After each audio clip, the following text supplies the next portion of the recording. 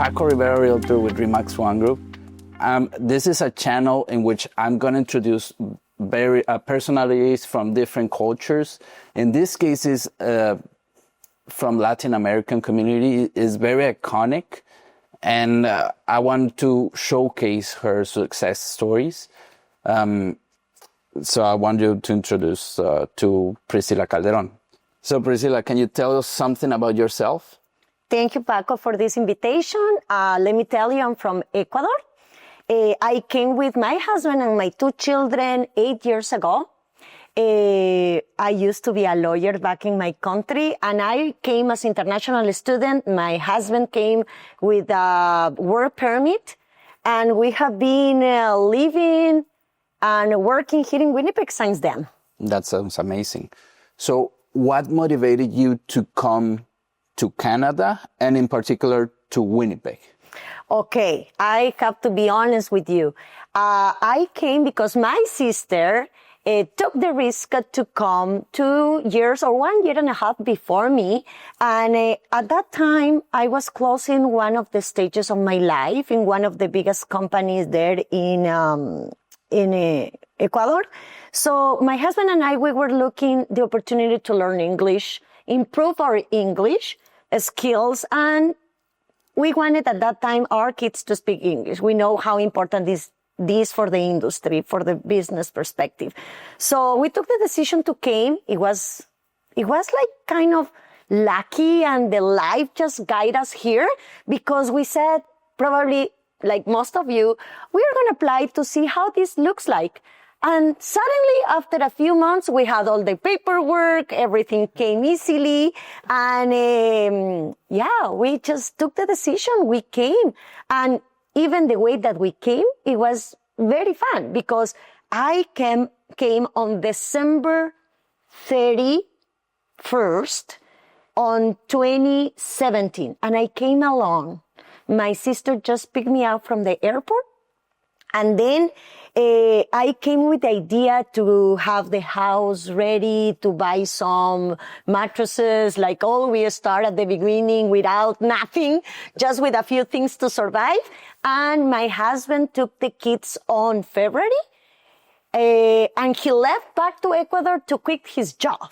So it was kind of, we were at the beginning, we couldn't believe that this was happening so fast. But this is how we start our adventure here. That's very, very interesting. It always surprises me, people's stories and their backgrounds and how they got here. So why Winnipeg and not, let's say, Calgary or Montreal or any other city here in Canada? Okay, my sister was living here. That was the main reason. And also because in Winnipeg, we did a lot of research, and the housing at that time, it was affordable. Also, there is a growing rates that really attract us at that time, because I know it's a small city in Canada, but at the same time, give us the opportunity to bring some ideas and develop something new. So that's why we choose Winnipeg. And honestly, I am in love of Winnipeg. All the Canadians and the Winnipeggers opened the doors for us, and we had a lot of opportunities, and we still have a lot of opportunities to do and to create many things here. Perfect. And I know that you have a company. Obviously, you started from scratch here in 2018, I heard. So how long it took you to grow that company to a level that allowed you to rely on the company nowadays? Okay, this is a long story, but I'm going to try to make it short for timing. Oh, we want all the details. Just to let you know that our entrepreneurial work, and when I am talking about me, is me and my family, right? We are a group and we work as a group.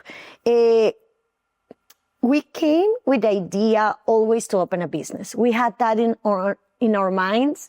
And so the first time that I came, I brought necklaces, handmade products from Ecuador, and we opened Yumina Handmade. So I brought with me on my bags a bunch of necklaces and products to try to make a market research.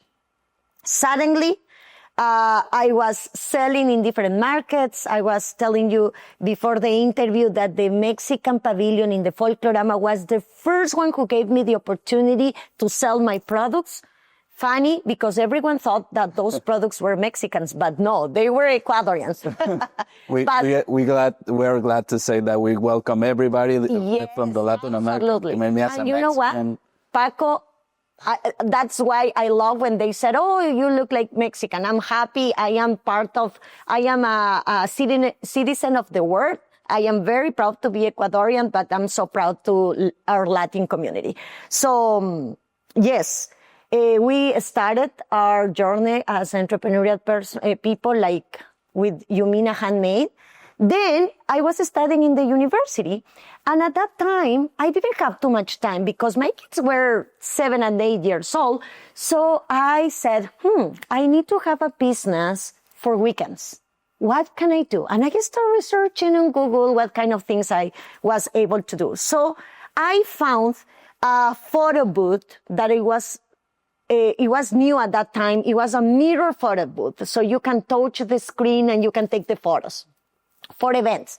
So I bought the equipment in United States, everything online. I import the product and I started that business. It was a wonderful experience because from Monday to Friday, I was studying. And then weekends, my husband was able to take care a little bit more of the kids and I was doing events. Weddings and corporate events. So I was able to both of us producing. Also, I have to be, again, honest. We were very lucky. We met our landlord at that time, Greg Ross. He had a few machines there. And Eduardo said, "So what machines are?" And we didn't know exactly what they were. And Eduardo started researching about those machines. And he said, "Oh, it's polished concrete machines." So we knew about that because I have been in the construction industry for 23 years. So I was used to these kind of projects. Oh. Nevertheless, I never had the opportunity to do it on hands. I was used to work with people who do it, but I didn't do the job with my hands. So Eduardo and I, we went to Mexico, we went to United States to get a few courses to update our knowledge about that. And we were working for Greg for a while in a company. And after a few years, we decided to open our own company that now is Yumina Flooring Solutions. And that is our main business. Okay. The one who has been able to support another adventures.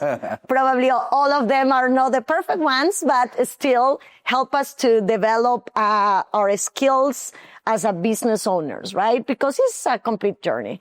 And this, Yumina, just to go back, the mirror photo booth, the pandemic came.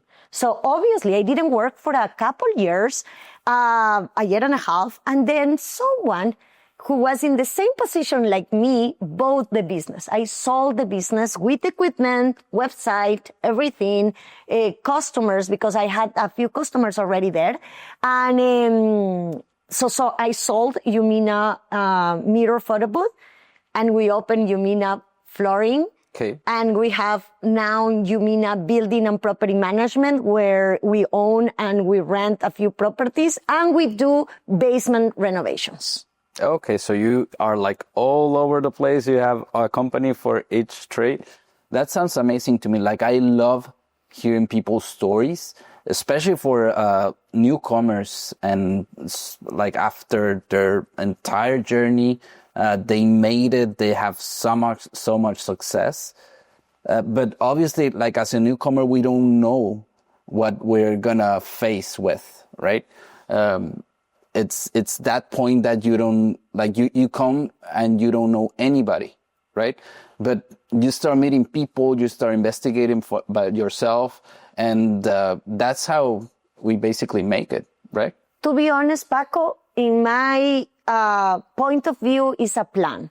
We always wanted to open a business, and we knew that we need networking.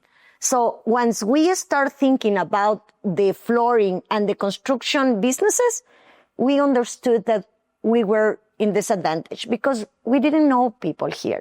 So I registered myself as a volunteer in the Manitoba Women in Construction, in the Winnipeg Construction Association, and in the Winnipeg Chamber of Commerce. Up to now, I am, after this interview, I have an event for the Winnipeg Chamber of Commerce. And from there, from scratch, volunteering in the front desk on the events, I started meeting people. And I was telling our story and I was asking, to be honest, knocking so many doors to have just an opportunity. I'm always said, just give me the opportunity to give you my service, to provide you my service. And after that, it's up to you if you want to keep working with me or not. And people open a few doors. Of course, a few people just close the door. But that's sometimes, yeah. Exactly, just volunteering, right? That's the first step. Just getting to know, getting your foot in front of the door. And just so people know my business, know what we work with, and go from there. They can decide whether they want to work long-term with us or not, right? Absolutely. Networking it has been part of this journey, and I think is the key point of every business. Finally, we serve people. We serve families, companies, organizations, even for commercial buildings, that is our main customers. Behind those corporations are people, are dreams, who wants to those business grow. And probably flooring is not very sentimental service. It's a very technical service. It's still a service, right? Like but when the customers come to their places, to their offices, to their restaurants, and they see the floor, and they see how we work for them, we are taking care of them, they really like how we work. And from there, we have been growing and growing. But networking on those organizations that I just mentioned has been a key. And I am telling you because hopefully people who's outside and is watching this video and are in the construction industry will love to go. For example, Manitoba Women in Construction, the membership is free.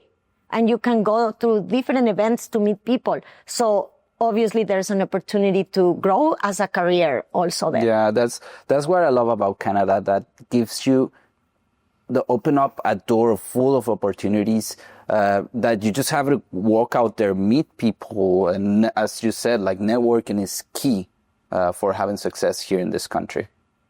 Yeah. And, also learning every time.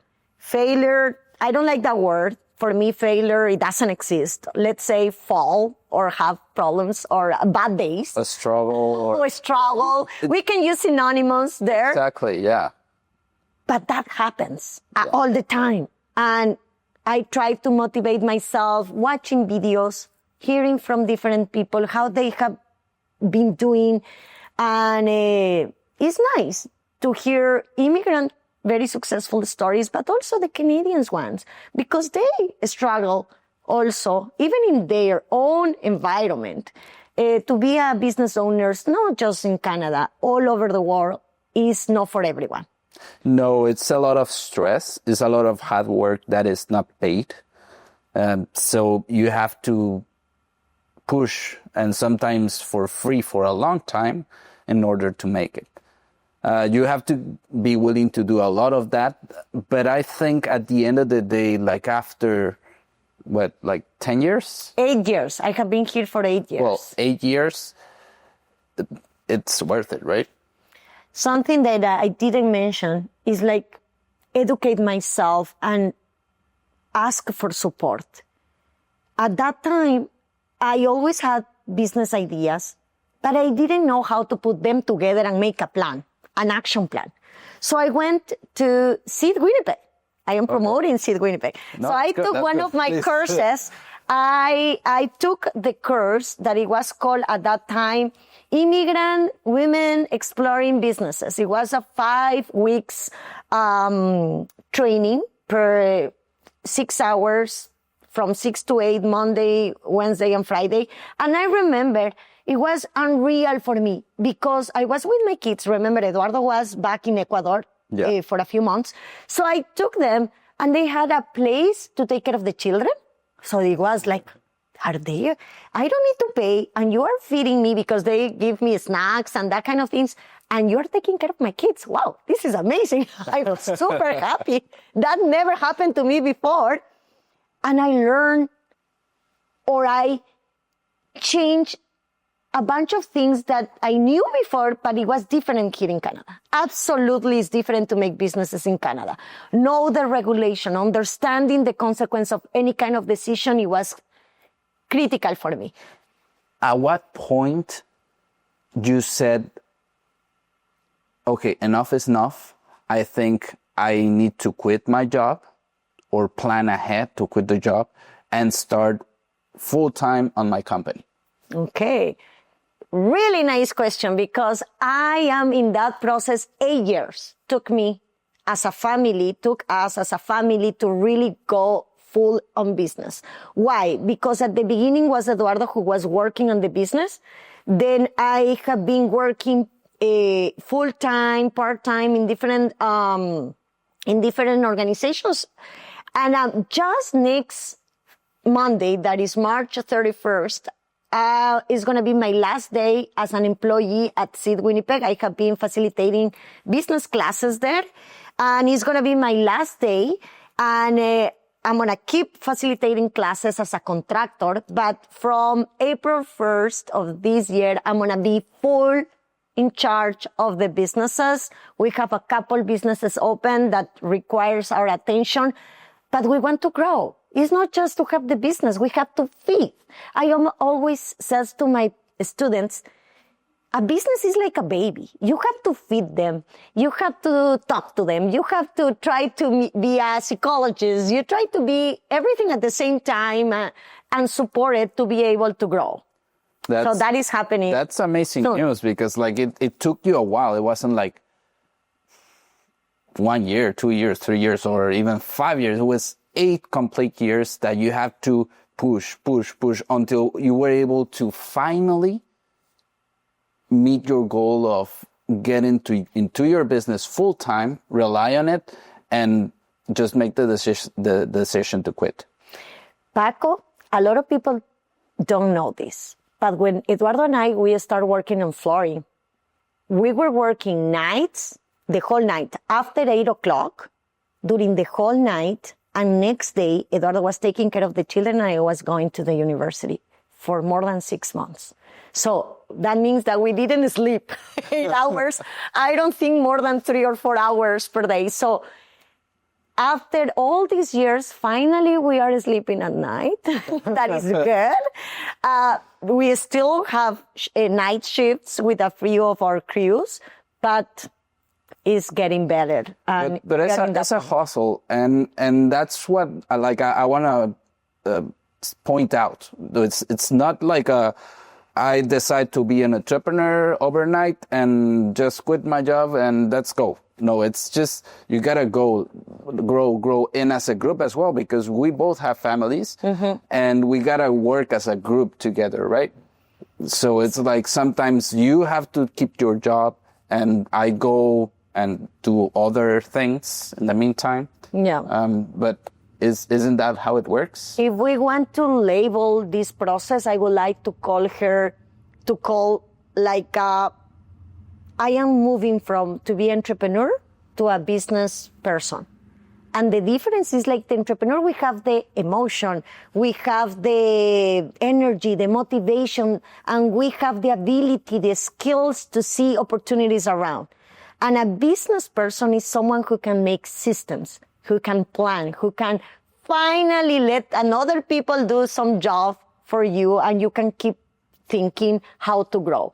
So after 8 years, finally, we are trying to go to that stage, but took us a lot of adventures, positive things, all of them positive things, but it was very stressful. It has been a very tough journey. But it's amazing that it paid out your representation that it is possible to make it. It just takes time, discipline, obviously motivation. That's another good question. How do you keep yourself motivated after so many years? I do a lot of things. I read a lot. I watch a lot of YouTube videos, TED Talks. I love them because they are short. There are many people who shares valuable information, even in TikTok. Those are very short or reels in Instagram. And I motivate myself hearing how people can solve the problems and giving me some ideas. I don't want to use the word copying, but I don't want to invent the wheel. I want to do something easier, practical, and functional. So I research a lot, and that's the way how I motivate myself. And also my students at Seed Winnipeg, they motivate me all the time because they always bring so much energy. Yeah. They want to open, and sometimes I am giving the sales forecast classes, and I said, oh my God, it's so fun to do this, but in real time, it's so hard to keep the cash flow. And to make a sales forecast if you don't know how much you are going to sell or keep the cash flow really on top. It's easy to provide the facilitation, but it's so hard to take that in your business. And it is very interesting to keep yourself motivated. For example, for myself, I drive a lot around the city, just showing houses. And I put this Audible or app or just... Instead of reading books, I listen to a lot of books and about motivation just to keep myself on top of things. That's another way to do it. But as well, I watch YouTube videos, sometimes TikTok, sometimes Reels. But yeah, you have to follow the right people to keep yourself focus. Yeah, focus. Because that is our problem. Entrepreneurial people, we have our brain in a different way. This is science. Our brain is always thinking something else, what we should do, what we can do. We have a million ideas. And sometimes to go from the plan to the action is where we get lost. Oh, yeah, for sure. That happens to me every day. Yeah, I've been through that like all the time. It's like, how do you make something that just, it's a great idea in your mind, make it a reality? So from point A to point... And there's no formula. For you, probably it's going to be different for me. For me, is like I need to write it down first. If it's not write it down, whoever knows me, I have an agenda. If it's not in my agenda, it doesn't exist. It's lost. Yeah. I need to write it down. That's my way to do it and ground my idea. So I am all the time. Sometimes I can talk to you and I am writing an idea that I am having at that time. But also, I am not afraid anymore. I lost that feeling inside, like imposter syndrome. Someone, a little Priscila here talking me on my ear saying, you can't. That is impossible. It's going to be very hard. You won't get, nobody's going to buy that from you. And finally, after all these years, I said, okay, I don't listen to that little Priscila talking to me anymore. And I am not afraid of those barriers. For example, the language. We are in an interview in English. Yeah, and it's very tough because like a lot of us that come here to Winnipeg or in general in Canada, we are struggling all the time, like thinking, can we make it? Can we really get the PR or permanent residency? Can we get to the citizenship? It's just a big path that we have to work on. It's not like someone is gonna give that to us. So that's, for example, that's a thing that we have to struggle with and overcome over time. But it's something that's a lot of people can relate to. Absolutely, yeah. Immigration is another topic, and it gives you a lot of stress.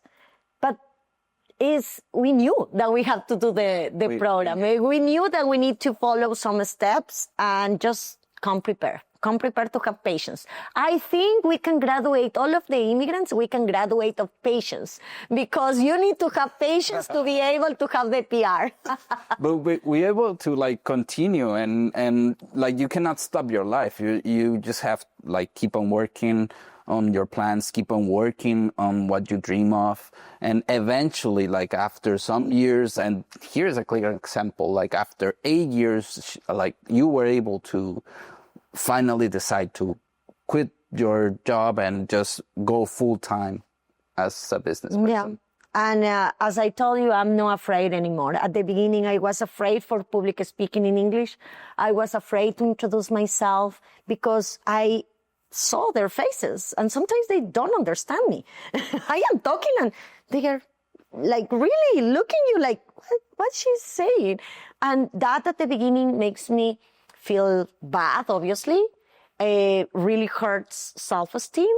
I don't think nobody can say something different. Even if you don't say it, you know you feel it inside. A lot of us can relate to that. It's funny, but we have an accent anyways, right? So we have to just... But if we lost that feeling, if we make it disappear in some point, all the doors are going to open because you are confident enough to project what you want to do, with mistakes, by the way. But there, I facilitate classes in English. That is so funny because I'm still doing this every class to make it sure it's going to happen and the words are going to come up to me. I do public speaking in English. I accept these wonderful invitations. Thank you, Paco. In English, I'm not afraid anymore, but took me 8 years to come up to here, right? It's not easy. I am still learning English. I get audiobooks of English, professional English pronunciation, try to use different words, try to open my mouth to be able to try clearly to the people. So it's barriers that we need to face and overcome. Yeah, exactly. But we have to address them, right? We cannot just avoid them, and we have to work on them. Otherwise, we just pushing the problem, and that's it. Yeah, it is exactly like that.